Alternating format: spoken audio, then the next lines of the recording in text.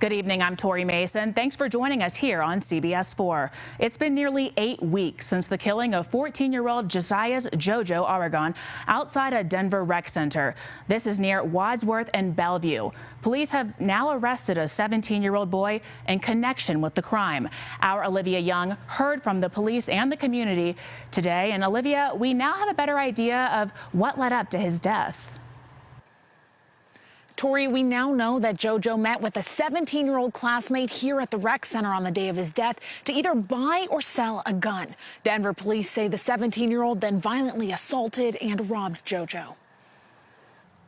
8 weeks after 14-year-old Josiaz, or Jojo, Aragon was killed outside Denver's Southwest Rec Center, his family finally has answers. Denver police say community tips led them to Jojo's suspected killer, a 17-year-old boy he went to school with last year. Throughout the summer, it appears that the two were having conversations back and forth about the sale of a firearm. Police can't say which boy was selling and which buying the gun.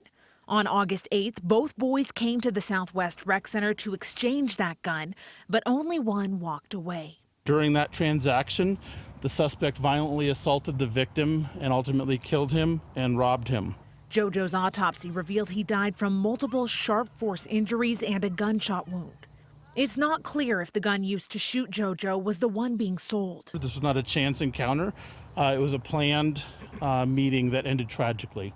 Friday night, Denver police arrested the 17-year-old boy on charges of first-degree murder, aggravated robbery, tampering with physical evidence in a felony crime, and possession of a handgun by a juvenile. Even with Jojo's suspected killer in jail, it's not a crime the community will soon forget. This is probably the most terrible crime that's ever occurred in this neighborhood. Leaders pledging to make the rec center area safer and address gun violence. We must do everything we can to take guns out of the hands of children. While the still grieving Aragon family finally has justice.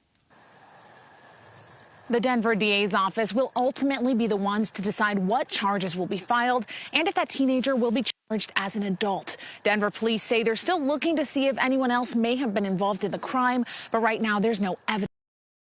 Denver, I'm Olivia Young, Colorado First.